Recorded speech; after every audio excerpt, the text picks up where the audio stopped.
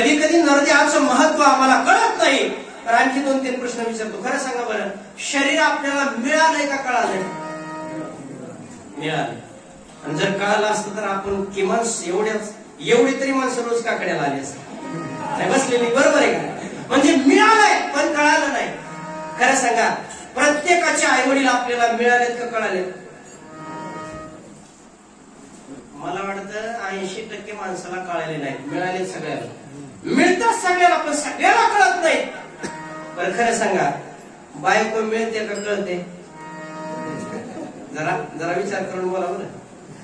खरं सांगा, बायको मिळते का कळते? मला वाटतंय मिळते पण कळते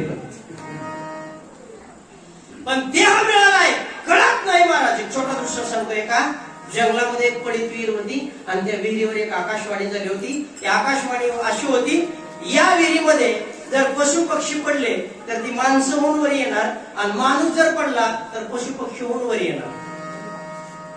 झाडावर बसणारे माकडांनी विचार केला, नवरा बायकोचं जोडपं होतं. ती बायको म्हणते, बाई या विहिरीमध्ये जर आपण उडी टाकली तर आपण माणसं होऊ, टाकायची का उडी? बायको म्हणते नवऱ्याला, म्हणजे माकडी म्हणते माकडाला, टाकायची का? तो म्हटलाय, बघ उडी टाकायला अडचण नाही, पण माणूस जर नाही झालो तर फुकट मारावं लागेल. विहीर काय थोडीच आहे म्हणला, खाली खोल आहे. नाही म्हणले, माझ्यावर विश्वास ठेवा, पण मी सांगते तसं आपण करू. दोघांनी ठरवलं, दोघांनी उडी टाकली, आणि जशी उडी टाकली तसे पुन्हा काठावर आले. कोण आले? तुमची पण जमलिंग झाली, तुमचं पण लक्ष नाही. मला वाटलं हाय, पण थोडे. आता माकडांनी उडी टाकली आणि दोघं काठावर आली, पण माणसं बनून आली ना, कारण त्या विहिरीचं वैभव. सुंदर अशी बाई झाली आणि त्या माकडाचा सुंदर असा माणूस झाला. आणि मग महाराज इतकं सुंदर एकामेकाकडे बघितलं आणि इतका आनंद वाटला महाराज त्यांना, नवरा बायकोला इतका आनंद वाटला.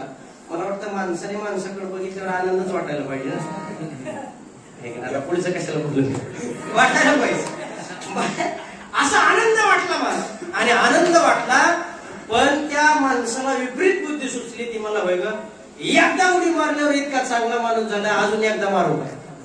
ती म्हणली, गप मारा ना, आता माकडाचं माणूस झालोय ना, आता भजन करून मुक्त व्हायला पाहिजे, आता काय उडी मारायची गरज आहे. पण त्यानं बायकोचं ऐकलं नाही, त्याने उडी टाकली त्या माणसानं, आणि पुन्हा काठावरती आला. कोण आला?